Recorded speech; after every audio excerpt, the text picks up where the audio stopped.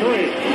Johnny Walker matching up against control. His shot. They score. They tie the game up 2-2. Some drives out for Robbie Ryan. Her three right on the money. This is Taya Hansen for three. Other side of the rim with a pretty reverse. Wow. 5 seconds to go. Find Hawk. Hawk spins. It rolls off. And Arizona State wins it. Edward pulls off and buries the puck. Takes the shot for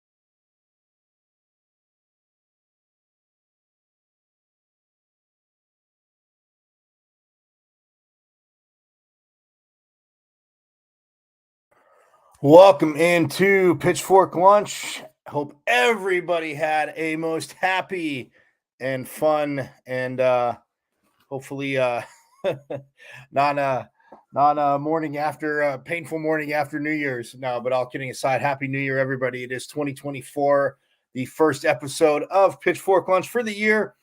Again, had a fun weekend. And again, I hope everybody, like I said, enjoyed their New Year's or holiday season. Hopefully, maybe it's still going a little bit if people have family in town, all that good stuff. And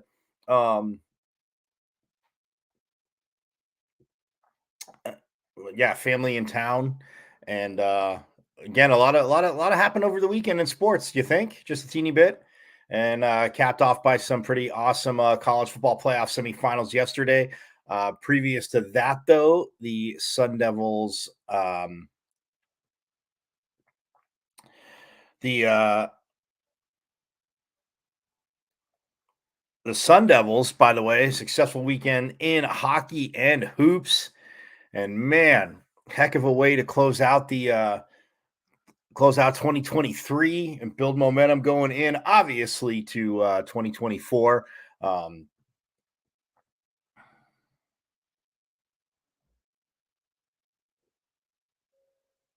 And I'm very stoked about that. Also,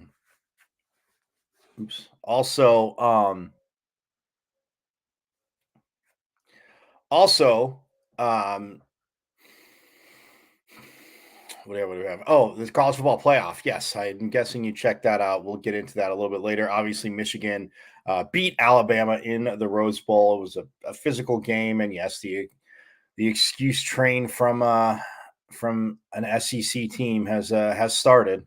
But it's beautiful that there's no SEC team there. And again, not sad. Again, not sad at all.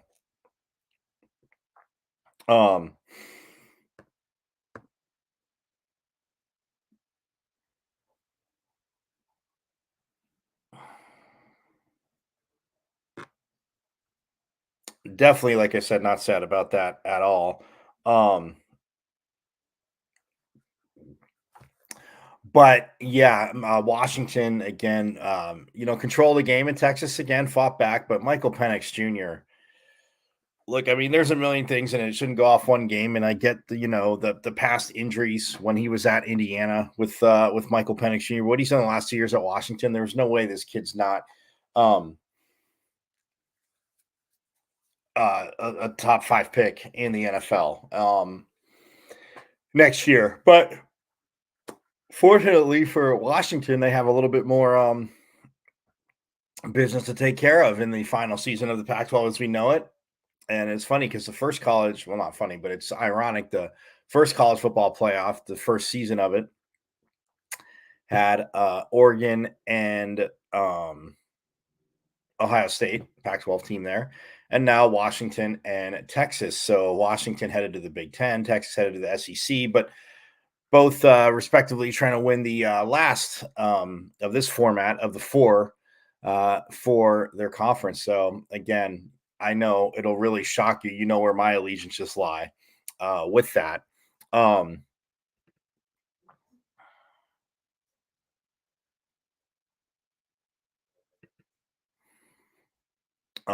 yeah, you know where my allegiances lie with that. So it's um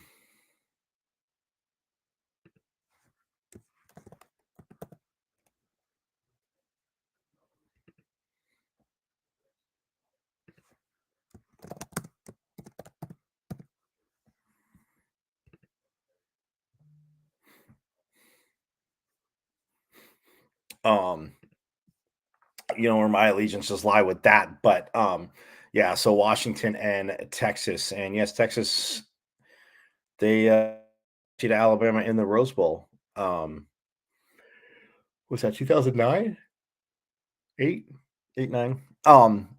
But yeah, so we'll get into the college football playoff. But again, so stoked for ASU men's hoops as they went to the Bay Area to open up conference play and beat both Stanford and Cal. And I talked about it. I talked about it on Friday, this past Friday, that like their records aren't the greatest, but an ASU going in at 6-5, you know, those would be road wins that are very attainable for them. And man, Adam Miller, this young man, the fact that he's playing now because of the lawsuit and the ruling of the waiver, man, whew, whew, whew, whew, whew, whew. Big fan of that. But you can see why Coach really wanted him. And I mean, he's settling in. Obviously, you know, he practiced with the team and he was here all summer. But we've seen what he has meant on the court for the Sun Devils. Um,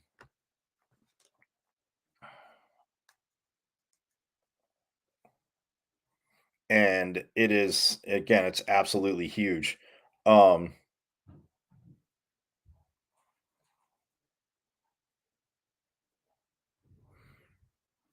um, it is absolutely huge what Adam Miller's been on the court so far. Again, you know, and again practicing, but it's not like, you know, it's not like he hasn't been playing. Got to get, you know, game legs back under him and stuff like that. So he has been practicing in the ASU hoops again, looking getting the wins. Like I said, at Stanford first, and then at Cal, and we flipped the calendar to 2024 because they got the wins on Friday night, and then and we'll get into it because I mean it was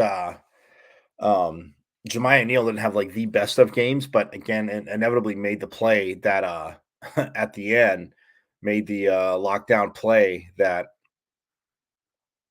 the Devils were able to take advantage of, and this is the first time Pitchfork Lunch kind of, well, I didn't really barely, but this is the first time that they opened with two Pac-12 road wins since 1987. So yes. So it's been a minute. It's been a minute since they opened up with um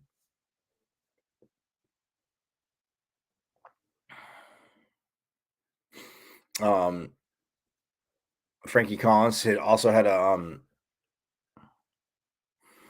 a career high 25 points against Cal. Um and they were down by 16 at one point to Cal on New Year's Eve. So man, again, it's just again 8-5 now, 2-0, undefeated in conference play, still undefeated at home, 5-0. Obviously, those two games on the road, but 5-0 at home. So, and they're coming home this weekend.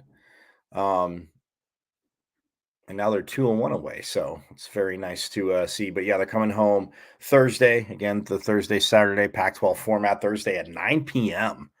Yeah, 9 p.m. local time because it's, well, let's face it, 8 o'clock in California, but 9 p.m. tip off on Thursday.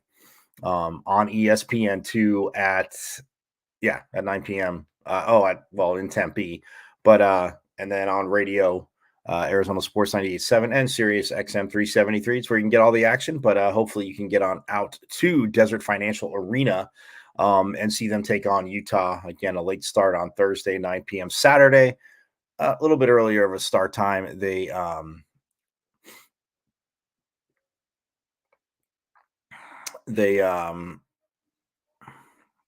take on Colorado at 6 p.m.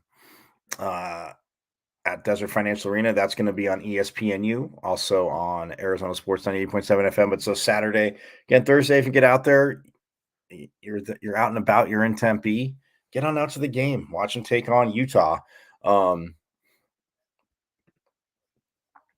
As that happens, and again, starting off 2-0 again in conference play, and we all know that Coach said wins weren't going to come easy, but um and the number 10 team in the country now, because they lost, they beat Cal handily, and then Stanford turned around and beat Arizona 100-82.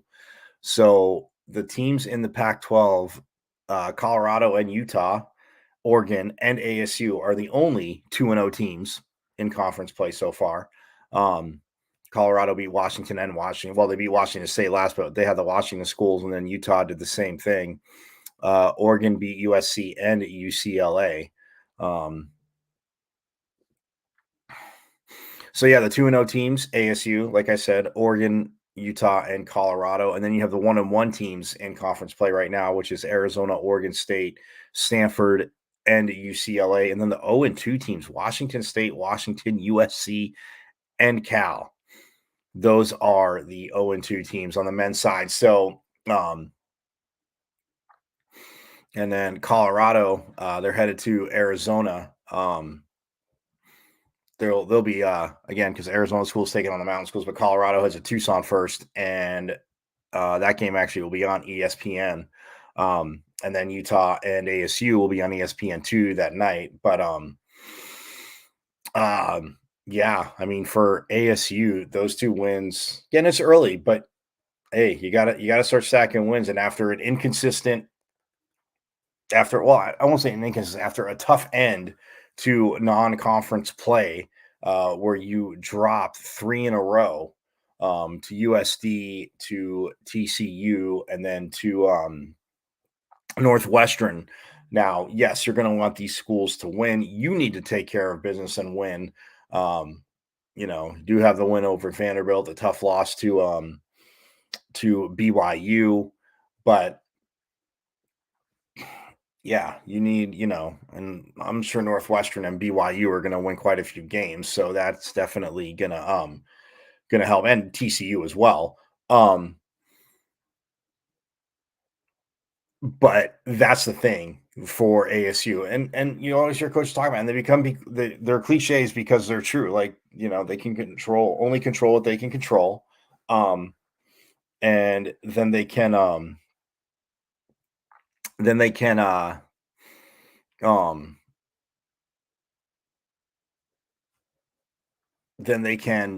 worry about that in the end. But yes, I mean, you got your work cut out for you. You're now 8-5, and again, if you can, again, these are going to be tough matchups, obviously, between Colorado and Utah.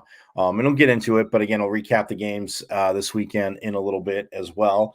Also, the hockey team, hello, yes, forks up. The hockey team.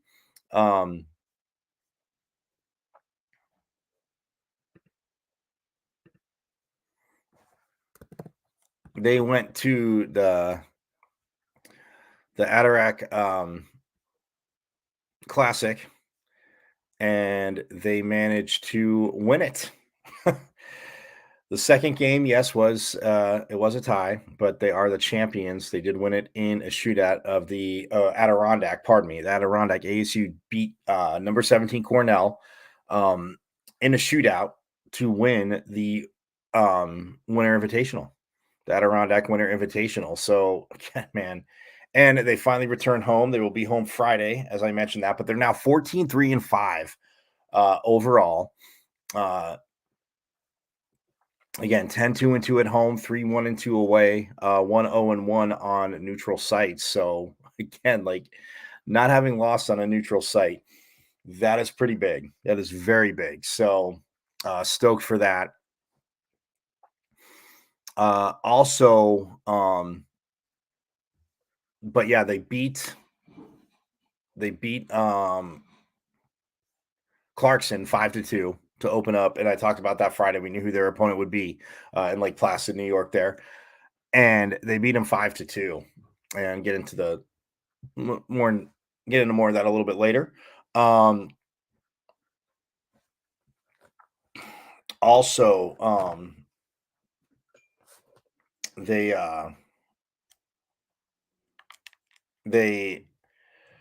again, you get a 5-2 win, and then you get it was a 2-2 draw, but then ASU got the shootout win over, like I said, number 17 Cornell. So now you have, yeah, I mean, if you look at it, they don't go to shootouts, but if you look at it as a another tie, which again, but you tie number 17, you split with number 9, you split with number 2, and you've gotten some pretty big wins, and obviously you've been very good on the road or at home. Like I said, 10-2-2 at home, but even a very solid away team. They're 3-1-2. And then, like I said, 1-0-1 on neutral sites. So, look, this team I talked about for the new year, Coach Powers, the way they haven't built a momentum, and now they come home for the Desert Hockey Classic as they will take on Harvard this Friday at 7 p.m. at Mullet Arena. Yes. And it will be on the ASU live stream, and you can check it out on radio on Fox Sports 910. That's Friday at 7. And then Saturday, they will at 7 o'clock as well. They'll take on the winner of the first game from Friday, UMass Lowell, taking on Omaha. So those teams will be here in Tempe, and we'll see what the Devils do now, hosting a Desert Hockey Classic, and then they will. And then next Friday and Saturday they take on Cornell will come to town. So just looking a teeny bit ahead for ASU. Looking a teeny bit ahead.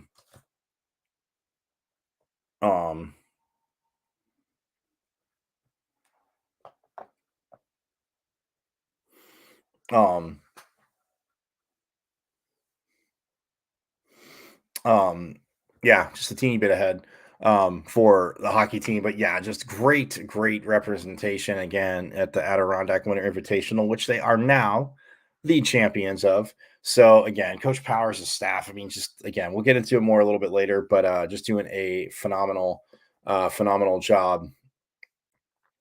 Phenomenal job there. And then when we look at women's hoops, by the way, volleyball landed some transfers by the way too, which we'll get to that. But the women, they took on Santa Clara to close out their conference play. They're 8-5 as well. Both the men and women are 8-5, and now but again 5-3 at home as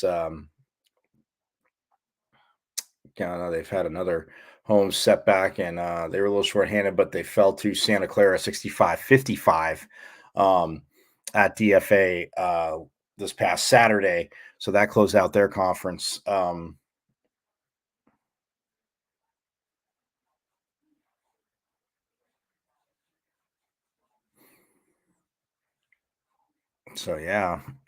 closed out their conference play, and then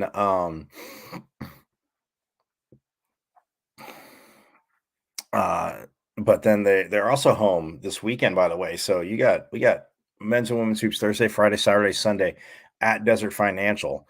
Like I said, the men take on Utah on Thursday. The women take Utah on Friday, and then the men take on Colorado on Saturday. The women take on Colorado on Sunday. But yeah, for the women here, 7 p.m. On Friday as they take on Utah, and then noon. Actually, it's noon on Sunday. So early afternoon tip on Sunday. So you go check that out. Again, Desert Financial Arena as they take on Colorado. But again, looking to turn this home court little slump around. And again, wanting to do it starting conference play, you definitely want to do that, because then after that they're on the road for four games in a row. They got the Oregon schools first, and then the Washington schools. So obviously the last trips up there as Pac-12 foes. But yeah, 65-55, and again, they were a teeny bit shorthanded. But again, get into that a little bit later. So yeah, but overall, like I said, and and they're battling. I mean, what Coach Adair has done, like I've talked about. I mean, again, they had to overcome injuries from last year, and even a few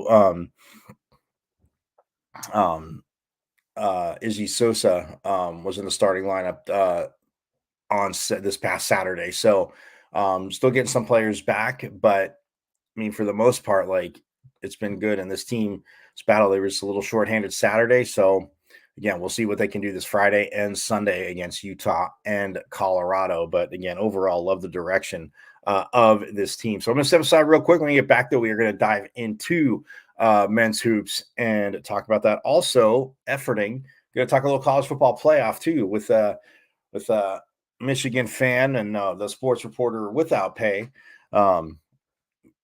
And you see us every Monday night on the Sports Arena as well. But efforting to have him on, talk his Michigan Wolverines, and yeah, they always have been his Wolverines, as some people try to call them out. But we gotta shut those people down. So we'll talk a little college football playoff too, because again, Washington taking on Michigan in the national title game, and man, I think I'm just so stoked for the matchup. So efforting to have the sports report without pay on, but we'll step aside and jump into hoops on the other side here on Pitchfork Lunch.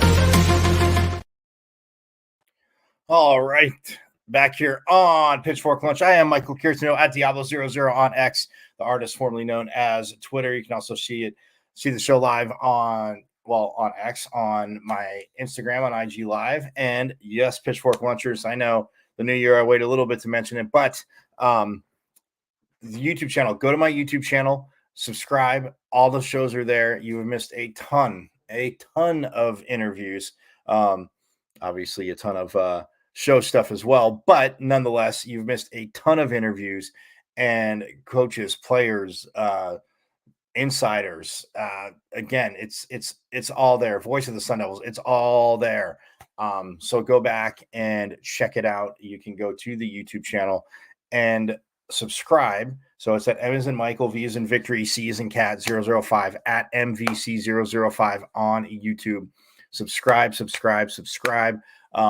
Go back again, hopefully over the holidays. Those of you that did, you binge watch the show again. So feel free again, watch the replays of the shows that you've missed. But again, we have so much up there with like I said, coaches, players, interview wise, and just again going around Sun Devil Nation, getting to know programs, all that good stuff out from practices. Again, that was just again been so blessed to cover, lucky enough to cover. So again, go to the YouTube channel at M as in Michael, V as in Victory, C as in Cat at MVC005 on YouTube, and subscribe. Speaking of which, but we're going to get into men's hoops, like I said, because they, again, absolutely crushed it over the weekend. Yeah, they absolutely crushed it over the weekend as they took on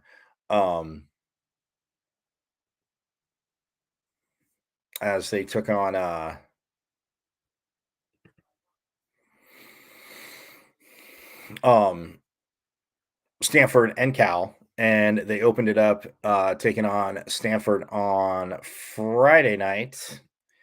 And yeah, Stanford was up. I mean, it was a little back and forth. Stanford had got a lead, ASU had closed, and then like I said, it wasn't the smoothest of smooth nights for Jemiah Neal, but they get the 76-73 victory on the road over Stanford. Again, like I said, I'll get into records in a second, but I mean, Stanford again was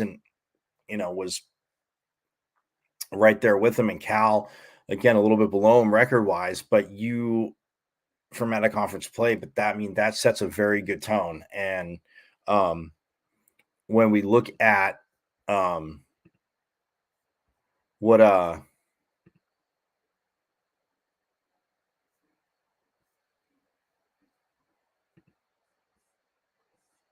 that ASU was able to do, I mean, 76-73, at Maples Pavilion, yes, their last time there. It's Pac-12 foes is ASU. As you know, yes, we'll head to the Big 12. And ASU will head to the Big 12. And Stanford and Cal, obviously, heading to the ACC, the Atlantic Coast Conference, as they are on the Pacific Coast. Oh, gotta love it.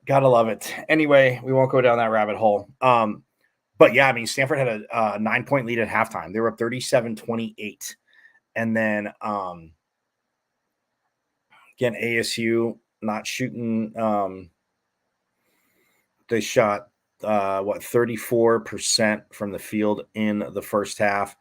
They shot 55.8%, much better in the second half, and shot 46% for the game. So again, that second half definitely helped boost it 3-point wise. They were 10 for 32. Again, not going to go down that rabbit hole, as they were shot 31% from three, but free throw line 75% in the first half. They only had 4 attempts, 3 but then 50% in the second half. So they have 57%. They're the worst shooting free throw team in the Pac-12. That can come to rear its ugly head, because you figure you missed 6 free throws there. They won by 3. Say you only missed 3 free throws. You win by 6. It's a little bit. Stanford was even worse from the free throw line, which, I mean, they only shot 7 free throws all game. They were 3 for 7, 42.9%.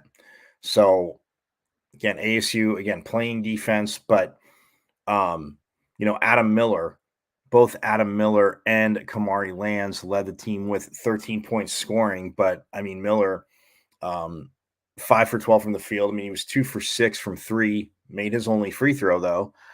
Did have 4 rebounds, so he had 13 points, 4 rebounds, 4 assists for Adam Miller.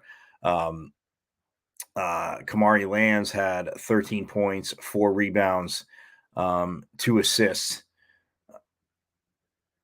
as well. And then both Frankie Collins and Alonzo Gaffney had 12 points each. Collins with 12 points, 3 rebounds, 3 assists, and 2 more steals, again, to just keep adding to his impressive numbers steal wise. And then Alonzo Gaffney, he had 12 points, 4 boards, 1 block as well. But yeah, Jemiah Neal, I mean, he shot 3 for 11 from the field. He was 1 for 8 from the 3-point line. He did go 2 for 3 from the free throw line, but he had 9 points, 5 or 6 boards, 1 assist, and 1 block and 1 steal. And the block helped seal or the steal helped seal the victory late, as Jemiah Neal not having the best, obviously having not his best offensive outing, struggling, but makes the defensive play that ends up putting the game away against Stanford. Who, like I said, ASU, I mean, they shot 47.6% overall from the field, so just a teeny bit better than ASU. They did shoot 41% from three. They were 10 for 24. Yeah, they were 10 for 24 from three. They shot 42.8% in the first half, 40% in the second half. So 41.7 for the game. But free throws, like I said, absolutely atrocious. I mean, they only did take 7, but still 42.9%. And that is not going to win you many games. They're Brandon Angel and Maxime Reynaud were the co-leading scorers as well, with each had 15 points. Angel had 15 points, 5 boards, 1 assist, and Reynaud had 15 points, 15 boards. Yeah, have a day, kid. Because in the first half, yeah, he was cleaning up the boards quite a bit. Granted, I mean, 7-footer, you would think that, but still 15 points, 15 boards, 1 assist, and 1 steal for Reynaud. And then both Jared Bynum and Keenan Carlisle had 12 points each. For Bynum, with the 12 points, he had 5 boards, 6 assists, and 1 steal. And then for Carlisle, he had the 12 points. He had 3 boards, 4 assists, and 1 block as well. So, but just again, I mean, 73 points, not shooting that many free throws, shooting that bad from the free throw line, but their 40% 3-point shooting kept them in it. Like I said, 10 for 24. Spencer Jones, I mean, he had all 3 of it. He was 3 for 10 from the field, but he was 3 for 5 from behind the arc. So 60% for Spencer Jones for the Cardinal. But yeah, I mean, nonetheless, I mean, you look at it,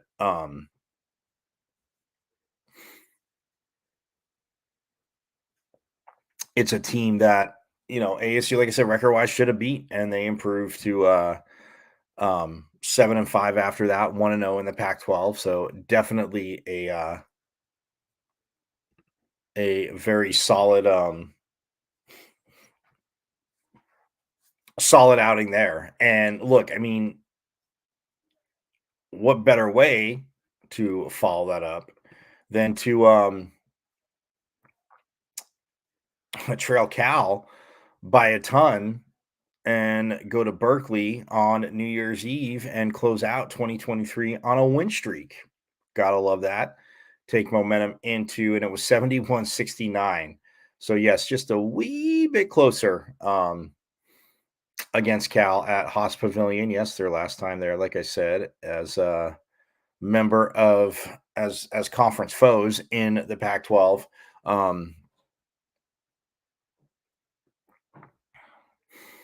But yeah, Frankie Collins, 25 points after, again, not the best of games or no, he had 25 points. That was Jemiah Neal. Pardon me. 25 points for Collins. Because Collins, Adam Miller, Jose Perez, Alonzo Gaffney, and Jemiah Neal were starting 5.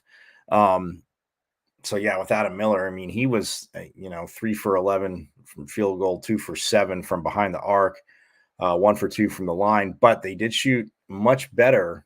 They were 11 for 14 in this game, so up to 78.6%. Like I said, kind of what you want to, you want to be at least 75% on the great teams are going to be, at least in my eyes, if you better be 75% on the road or and up. At home, well, 70%, I will say, and up. But at home, it's got to be 75, 80%. It's your home court. But yeah, 78.6. I mean, from the field, they've shot, again, 10 for 31 from three, 32.3%. But they only shot 38.5% from the field, did the Devils. But yeah, I mean, Collins, look, 25 points, 4 boards, 1 assist, and 6 steals for Frankie Collins. Adam Miller, 9 points, 5 boards, 1 block, and 2 steals. Jose Perez, 9 points, 2 rebounds for Perez, and then 11 points for Kamari Lands to go along with 5 boards and 1 block for Kamari Lands. So it took a team effort because Cal, I mean, you look at the first half, Cal was up by 10. It was 35-25. ASU, again, in the first half, like I said, they shot 31% from the field, 9 for 29. Again, the shooting woes, yes, that is a kind of the flashing red light, right? Sun Devil fans, we know, I've talked about it. For coach talk about it, for players talk about it on here. That, like, yes, the shots again need to start going down in a more consistent manner, especially open shots.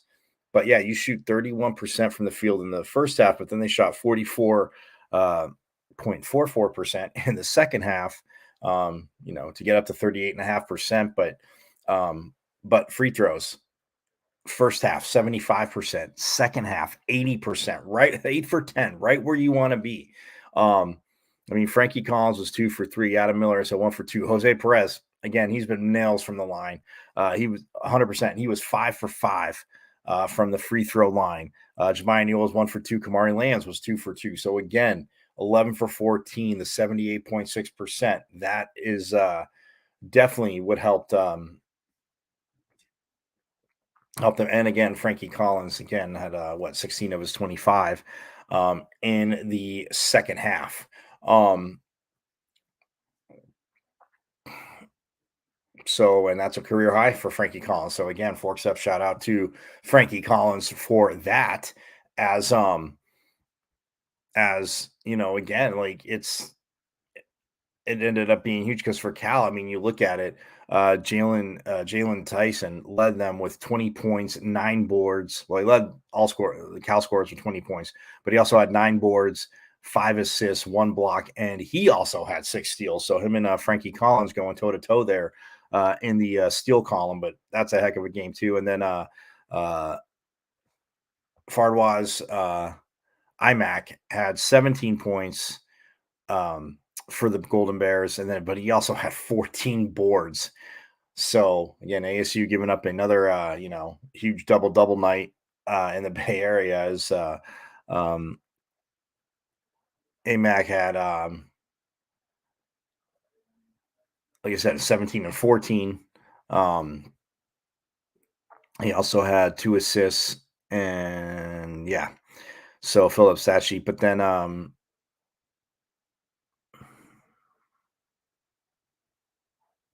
but I mean, Jalen Tyson, 20 points, 5 assists, 9 boards, 5 assists, a block, and 6 steals. So he's absolutely balling out. But yeah, I mean, Cal shot 81 again at home, 81.8% from the field. They were 7 for 10 in the first half, and then they were 11 for 12 in the second half. They went 91.6%. So I mean, the second half, or first half comes 77, but 81.8%, but still ASU is 78.6. But Cal, yes, did have 8 more free throw attempts than the Sun Devils did. And like I said, going 18 for 22.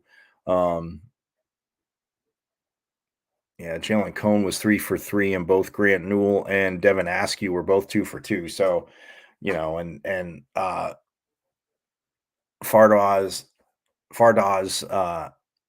Amac was 4 for 5, and then Jalen Tyson, I mean, he was 6 for 7. So, yeah, I mean, 81.8% from the field, but ASU charges back in the second half. And like I said, Cal scored 35-25 in the first half, but 46-34 in the second half, again, led by Frankie Collins. And Coach talked about Frankie Collins needing to be a little more aggressive.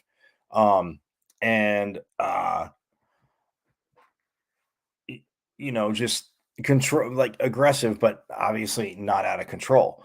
But with Frankie Collins being that way, it's one of those things where it's one of those things where we you want to put balance on him as a player. I mean, obviously the point guard, getting everybody involved. Yes, we need to do that. Yeah, getting everybody involved. I mean, definitely need to do that. But also looking for your shot, looking when you can get downhill, get in the lane. Again, the outside shot, if they're struggling, get to the lane, get to the basket.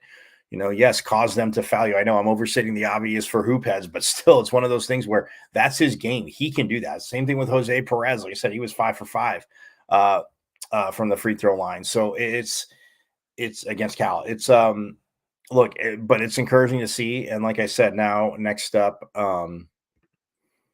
they are again home Thursday and Saturday for the Mountain Schools. They got Utah first on Thursday. Again, 9 p.m. is the tip off at Desert Financial Arena on ESPN2.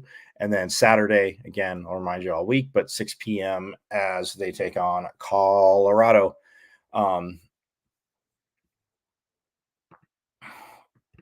As they take on Colorado from Desert Financial again, 6 p.m. Saturday. So again, it's Thursday, Friday, Saturday, Sunday hoops, and then Friday, Saturday hockey as well. So again, you have an awesome weekend plans in Tempe, kids. I will say that. So, but yeah, now speaking of hockey, shifting gears, making a little line change, I guess pun intended, to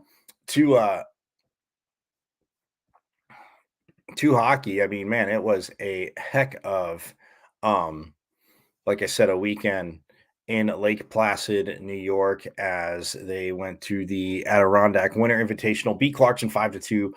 They were tied with Cornell 2-2 in overtime, but the Devils, again, another shootout win for this team.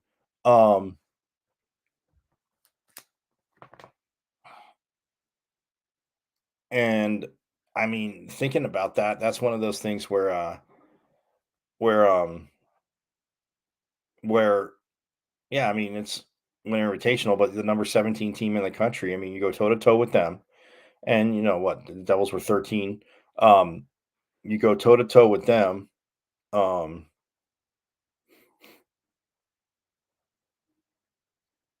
and you get the shootout win. You win the Invitational. What, about 3,500 miles away from home, something like that. So, and yeah, now you get to host the Desert Hockey Classic, like I said, this weekend. But yeah, I mean, against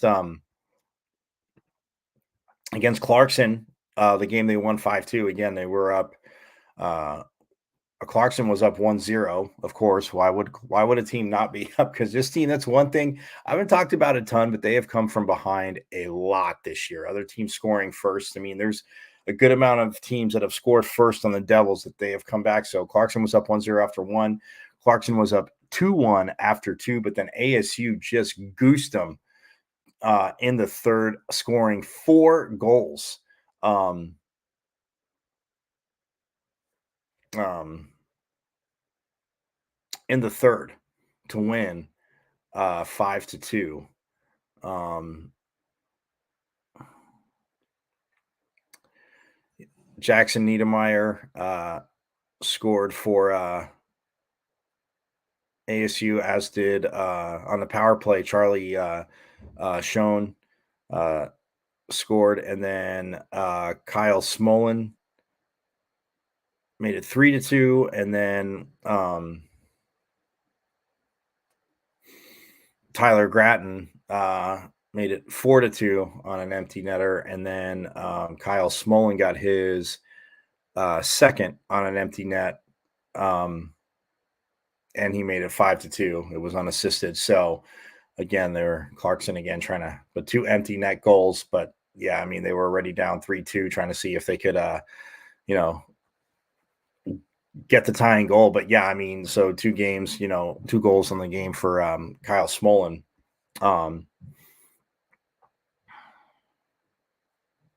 And I mean, yeah, they win it. They win it.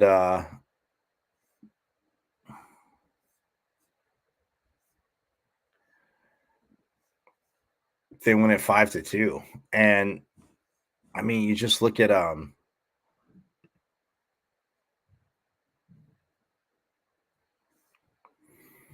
mean, the plus minus for ASU was very I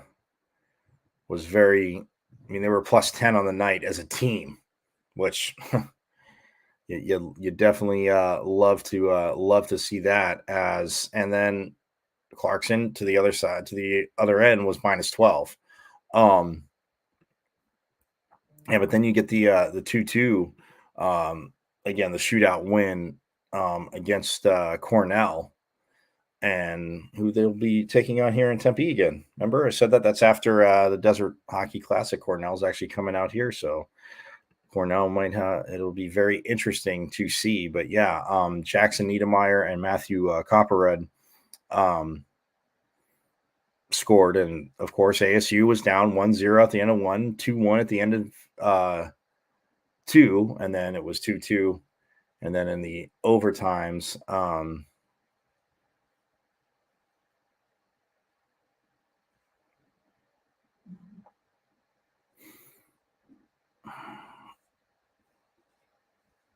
yeah, in the overtimes, no scores, but then in the shootout, um,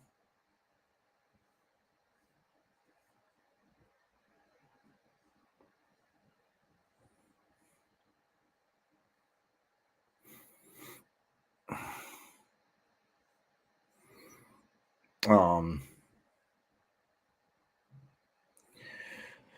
and Cornell won the face-off battle 25-17. But look, I mean, this team, the way they play on the ice, and what coach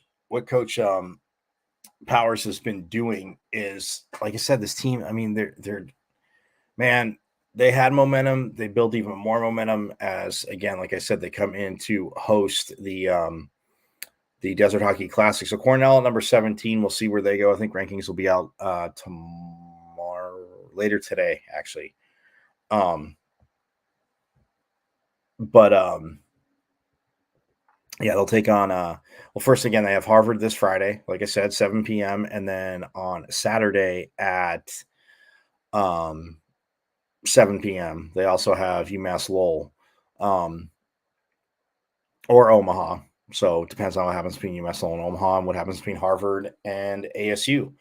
But man, get on out to Mullet Arena. Again, you have a lot of great chances to come to see them, and it is just an electric atmosphere. Again, what they've been doing, this team is again, calendars flipped. They're making a push to the Frozen Four. They are making a push to the Frozen Four. So that again, exciting in and of itself.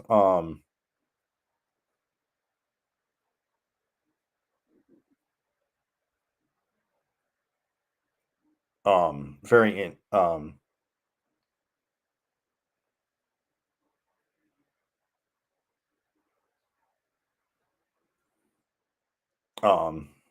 yeah, like I said, very exciting in and of itself.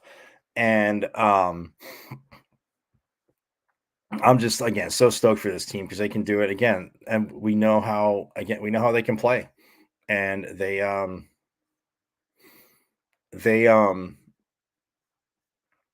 to me it's awesome because they always say, like, be the tradition, and it started again. They were a successful club team. Again, I'm not gonna.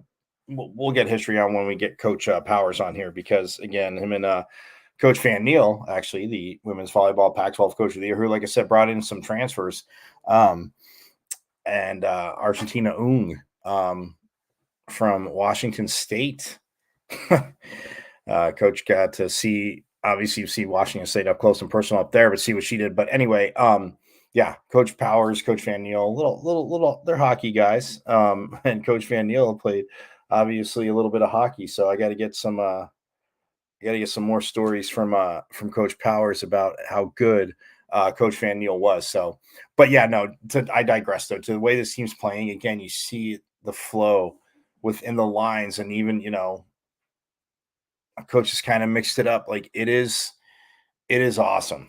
It is very, very, very, very awesome. Um, um, yeah, it is. Like I said, it's exciting, and they're as as they've gelled.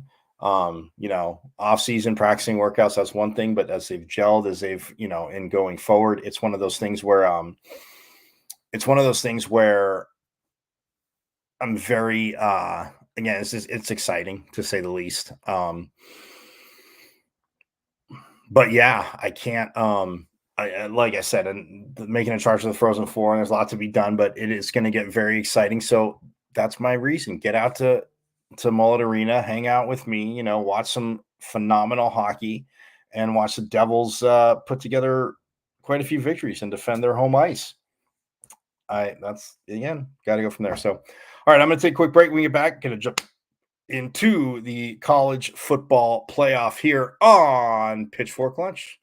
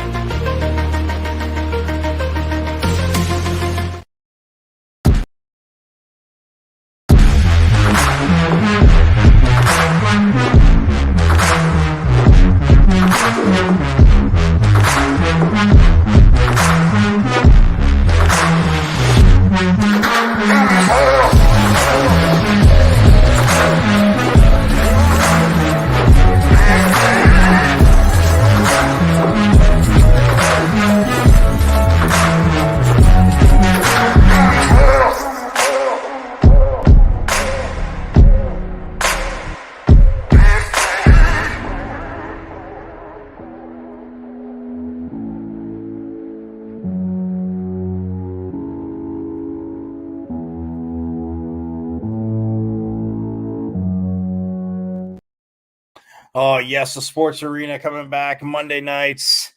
You can see it again here on my live on at Diablo00 on X, the artist formerly known as Twitter. Again with my guy Eric Wilson, sports report without pay, Ray Lynn, who we're kind of efforting, but he's working. So again, kind of tough to lock things down if it's not at after work time. But nonetheless, yeah, you can check that out. Sports Arena again Monday nights, and possibly might have a special one tomorrow. But follow me on X at Diablo00. Get all that. But again, that's where you can see the show. Also, my IG live at michael.carrotanudo.5 on Instagram. Again, follow me there. The show and the YouTube channel. Guys, subscribe to my YouTube channel. It's at MVC005. M as in Michael, V as in Victory, C as in Cat 005 at MVC005 on the good old YouTube. And subscribe. The shows are there. You can binge watch, and the interviews you've missed, again, you can go check those out. College football playoff, though. Yes, no, I know ASU is not there. But a Pac-12 team is. Not sure Pac-12 or not. A Pac-12 team is. So that part is awesome as as Michigan, who beat Alabama in the 110th edition of the Rose Bowl, which is awesome. Michigan won 27-20 in overtime.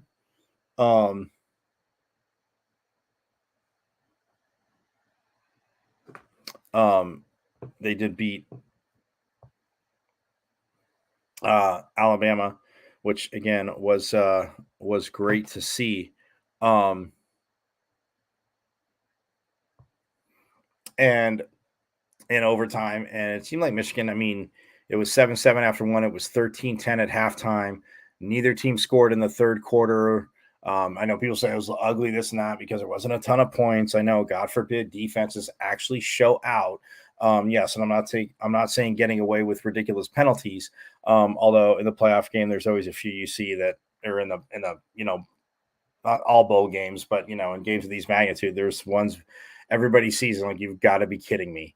But nonetheless, Michigan again gives it to Blake Corum. No surprise. Gives it to Blake Corum twice in overtime. He goes for 8 yards. You have a first and 10 on the 25. And you have 25 yards score, but he went 8 yards on the first play, 17 on the second, got all 25 yards, gets the rushing touchdown. Gets the rushing touchdown and puts Michigan up, 27-20 to get the extra point, right? Okay, so then Alabama gets it, and they struggle with snapping. And like I said in the beginning of the show, there was excuses left and right, today, like, the center, shotgun snap, and Michigan's defensive line is that good. People say, oh, well, they haven't played this and that. But when their counterpart team, when they play nobody, it's, oh, we just overlook because they're so great. I mean, look what they did.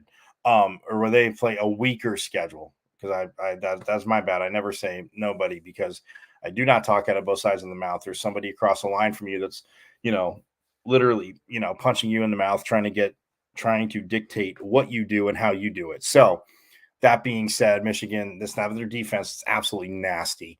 Up front, they had a ridiculous they had, just up front all year long. But I mean, even in the secondary, the way they were playing, just Alabama again, pretty much most of the first half, and even in the third quarter. I mean, Alabama took a 20-13 lead, and but Michigan again marched down the field, went for it. Everybody's Hershey and all them. Oh, you got 3 timeouts, punt. They go for it on 4th and short, a wide open play. Which again, that's why some people aren't. And I thought, well, I looked at the time. I'm like, I'd go for it on 4th down because to that point you have 3 timeouts left. So if you don't get it, your defense, they're going to run the ball, make you spend all 3 of your timeouts. And if they bust one, okay, maybe they get into field goal range, so they go up 30-20. That would have ice the game. But guess what? That's why you go for it on 4th down there, because it was beautiful play. Corum was left all alone. If it wasn't for the block and the back call, they probably would have scored even sooner. But they also could have run a little bit more time off the clock. That being said, though, you're trying to tie the game up, and they did just that. But yeah, I mean, you look at JJ McCarthy, 17-27, 800. Yeah, that would be a world record. Not even just a college football. That'd be a world record. But yeah, 17-27, 221 yards, 3 touchdowns, no picks. Jalen Milroe was 16 for 23, 116 yards, no picks, no touchdowns. But yeah, Blake Corum, 19 carries for 83 yards and averaging 4.4 per carry. He had the 1 touchdown, like I said, but passing wise, I mean, Roman Wilson had 4 catches for 73 yards and a touchdown. Tyler Morris, 2 for 45 and a touchdown. Blake Corum, he also had a receiving touch. He had a rushing and receiving touchdown. So yeah, I mean, he had 2 catches for 35 yards and the 1 receiving touchdown and the 1 rushing touchdown. In Michigan, it was a bad snap. It was a low snap, but I mean, Jalen Miller from Alabama on that last play in overtime could have literally, you know, hit a step up to it, but kind of gathered himself, and then he charged like straight ahead, and the Michigan D line. It's like, why would you? If that was the play call, like that's hilarious. You bobbled it, but again, you maybe run it to the outside, play action. Alabama did move the ball. I'm even credit. Obviously, they were an okay team. I still don't think they should have been in the playoff. Oregon, who put up 45 yesterday, and say, well, Liberty's a lot different opponent than Michigan, 150 million%. But to me, Oregon and Washington, if you're going to go for best teams, which they're supposed to do, but because Alabama beat Georgia, and again, that's why it's wishful thinking. I wish Alabama had lost to Auburn. They convert a 4th and 31, and they get credit for that against an Auburn team that's not that good. It was not that good this year. It was average at best. So yeah, but nonetheless, Michigan wins 27-20. And you look at the defensively, they had 6 sacks, 5 in the first half, but 1 in the second half, and 10 tackles for losses to Alabama's 1 sack and 1 tackle for loss. Like, yeah. Both Josiah Stewart and Braden McGregor had 2 sacks each for the Wolverines. And yeah, they dominated up front. I mean, yes, Alabama did somehow get back into the lead, but Michigan, they dominated up front, and JJ McCarthy again played a heck of a game. But yeah, that defense, it was just fitting that Michigan's defense was on the field last in overtime after the touchdown, and they get the winning play, or they win the game, inevitably end it.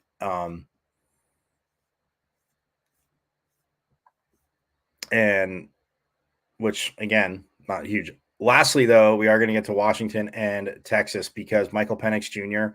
threw 38 passes. He was 29 of 38. Again, not bad at all. And 30 yards for Michael Penix Jr.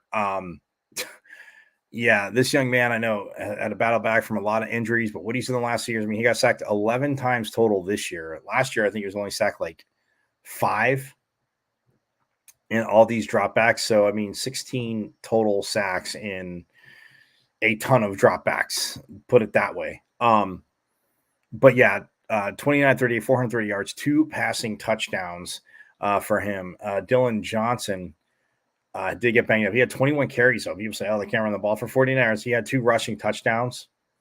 Michael Penix Jr. actually carried the ball 3 times for 31 yards. He was never sacked.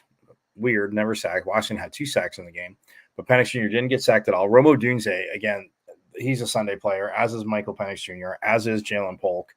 But Romo Dunze, 6 catches, 125 yards. He didn't get in the end zone. Jalen Polk, 5 for 122.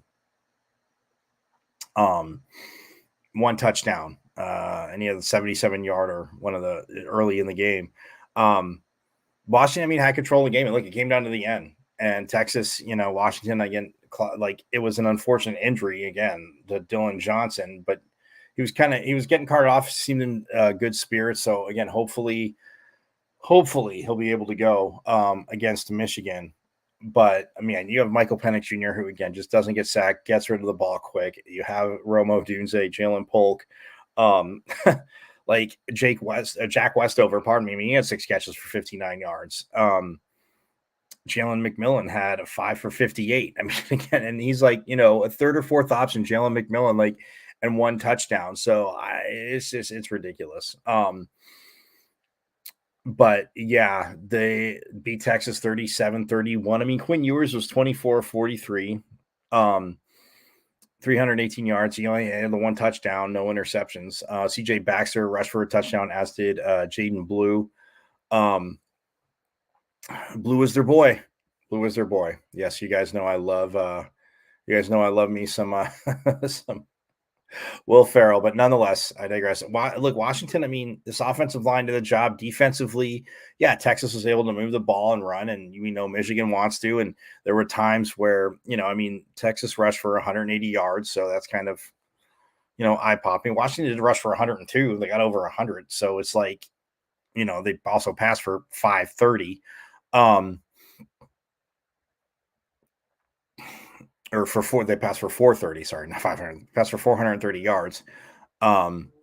And rushed for 102. So yeah, Michael Penix Jr. Look, I mean, that Michigan secondary, it's pretty good. The defense is good, but the pass rush, I mean, getting to the quarterback, getting those sacks is what neutralizes teams. And Kalen DeBoer in Washington, it's going to be fun. I mean, they put up 37. I think if they get to 30, between 30, 35, they can beat Michigan. The defense, again, going to have to make some plays. This is the secondary, but defensively up front, they made some plays. Yes, there were spots where Texas was able to run the ball decently. Like I said, you rushed for 180 yards, but they didn't have 100-yard rusher. I mean, yeah, you split it up. Baxter blew it. I mean, Quinn Ewers took off. I mean, he had 8 carries for 54 yards. But the Huskies defense also, I mean, they sacked him twice and they had 5 tackles for losses. Like I said, neither quarterback threw an interception. So clean games all around. I mean, no interceptions in any of these games. And they were awesome. But for the Huskies, Kellen DeBoer, Michael Penix Jr., hey, Pitchfork Lunchers, it's not that team from down south. So I'm rooting for, who I'm rooting for. But we'll get more into it as the week goes on, obviously. And, I'll get into a little bit. But closer to the end of the week and then Monday, give final thoughts and we'll see what plays out. But the championship game again next Monday from Houston. So we will have that going on. So yeah, but I mean, forks up to obviously men's hoops, men's hockey, again, women's hoops. I know they'll get back to it. But yeah, busy weekend. So again, fill your calendar again, Thursday, Friday, Saturday, Sunday, all in Tempe, Desert Financial, Mullet Arena. I'll remind you as the week goes on, but I'm going to get out of here. Again, you can follow me on X, the artist formerly known as Twitter, at Diablo00. You can that's where you can see the show, my Instagram, the IG live, michael.caratonudo.5 on IG. Find me, give me a follow, check out the show.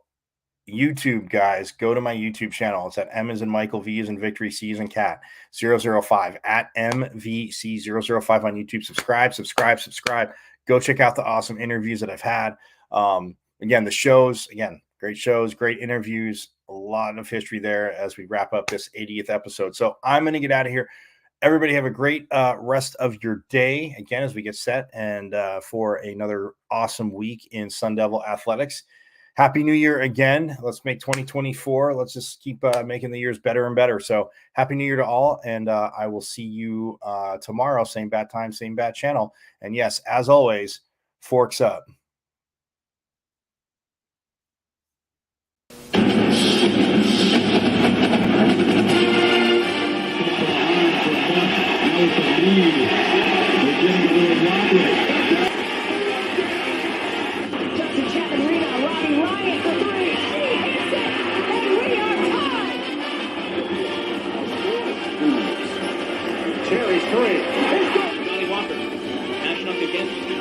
His shot. Bruce score, they score. They tie the game up 2-2. Recent drives out for Robbie Ryan. Her 3 right on the money. This is Taya Hansen for 3. Other side of the rim with a pretty reverse. Wow. 5 seconds to go. Find Hawk.